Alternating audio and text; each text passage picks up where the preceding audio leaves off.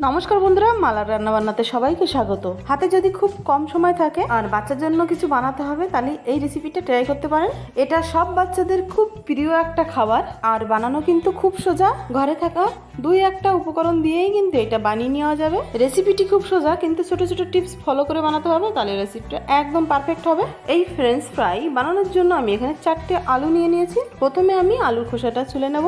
আর এই তো বন্ধুরা, আমার সবকটি আলু কিন্তু এখানে ছোলা হয়ে গেছে। আলুগুলি কিন্তু এরকম একটু লম্বা লম্বা সাইজের নিতে হবে, আর আলুগুলি একই সাইজের নেওয়ার চেষ্টা করবেন, তাতে ফ্রেঞ্চ ফ্রাইগুলো একই সাইজের হবে। বন্ধুরা, এখানে আমি আলুগুলি প্রথমে স্লাইস করে কেটে নেব। এই ফ্রেঞ্চ ফ্রাই বানানোর জন্য কিন্তু এক প্রকার আলু কাটার পাওয়া যায়, সেগুলো থাকলে সেগুলো দিয়ে কেটে নেবেন, তাহলে খুব সহজে কাটা হয়ে যাবে। আমি কিন্তু আলুর পিসেসগুলো একই সাইজের করার চেষ্টা করছি। আর আলুগুলি কেটে কিন্তু আমি অন্য একটা বড় সাইজের বাটিতে কিছুটা পরিমাণ জল রেখেছিলাম, জলের মধ্যে সঙ্গে সঙ্গে দিয়ে দিচ্ছি, তাতে করে আলুর এক্সট্রাস গুলো জলের সাথে মিশে যাবে। তারপরে আলুটা 2-3 বার করে ধুয়ে নিতে হবে। এখানে আমি একটা কড়াইতে 2 কাপ মতন জল দিয়েছি, তার মধ্যে আমি আলুর সবগুলো পিস দিয়ে ঢাকনা দিয়ে ঢেকে দিচ্ছি। আমি 5 মিনিট ধরে গ্যাসের ফ্লেম মিডিয়ামে রেখে সিদ্ধ করে নিলাম। তারপরে আলুগুলোর গায়ে যে জল লেগে আছে এগুলো শুকিয়ে নিতে হবে, পাখা নিচে রেখে শুকালেও হবে। তারপরে একটা প্লেটে ঢেলে নিচ্ছি। এইবার আমি এই আলুগুলি অল্প একটু কর্নফ্লাওয়ার দিয়ে কোট করে নেব।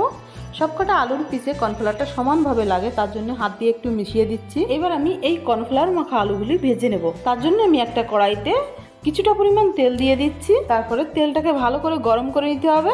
এই ফ্রেঞ্চ ফ্রাইগুলো কিন্তু ডিপ ফ্রাই করতে হবে। এখানে কিন্তু ভাজার জন্য কড়া তেলটা ঠিকঠাক গরম হয়ে গিয়েছে। এবার আমি কর্নফ্লাওয়ার দিয়ে কোট করা আলুর পিসগুলো এর মধ্যে দিয়ে দিচ্ছি। ফ্রেঞ্চ ফ্রাইটা মুচমুচে করার জন্য অবশ্যই কিন্তু ডিপ ফ্রাই করতে হবে, তাহলেই কিন্তু ফ্রেঞ্চ ফ্রাইটা মুচমুচে হবে। আমার কিন্তু এখানে একটা ব্যাচ ভাজা হয়ে গেছে, আমি এবার এগুলোকে তুলে নিই। একই রকম ভাবে আমি কিন্তু সবগুলি ভেজে নিচ্ছি। আর বন্ধুরা, এখানে দেখতেই পাচ্ছেন আমার কিন্তু সবগুলি এখানে ভাজা হয়ে গেছে। এর উপর থেকে আমি এবার কিছু শুকনো মশলা দিয়ে দিচ্ছি, যেমন চাট মশলা দিয়ে দিচ্ছি 1/2 চা চামচ। তারপর বিট লবণ দিয়ে দিতে হবে স্বাদ মতো, আর সামান্য একটু শুকনো লঙ্কার গুঁড়ি দিয়ে দিচ্ছি। যদি আপনার বাচ্চা ঝাল খেতে পারে তবে এটা দেবেন, না হলে এটা বাদ দিয়ে দেবেন। মশলাগুলি সব জায়গায় একটু মাখিয়ে নিতে হবে। আর সাথে অবশ্যই নিয়ে নিতে হবে টমেটো কেচাপ, কারণ এটা কিন্তু টমেটো কেচাপের সাথেই খুব ভালো খেতে লাগে। তো আশা করছি বন্ধুরা, রেসিপিটি সকলের কাছে খুবই ভালো লেগেছে। সেই কারণে ভিডিওটিকে একটি লাইক করে মালার রান্নাবান্নাকে সাবস্ক্রাইব করতে একদমই ভুলবেন না। পাশে থাকা বেল আইকন ঘন্টিটাও টাচ করে রাখবেন, তাতে করে আমার ছাড়া রেসিপি ভিডিও সবার আগে আপনি দেখতে পারবেন। আমি ফিরে আসছি আরো একটা নতুন সাথে ভীষণ মজার রেসিপি ভিডিও নিয়ে।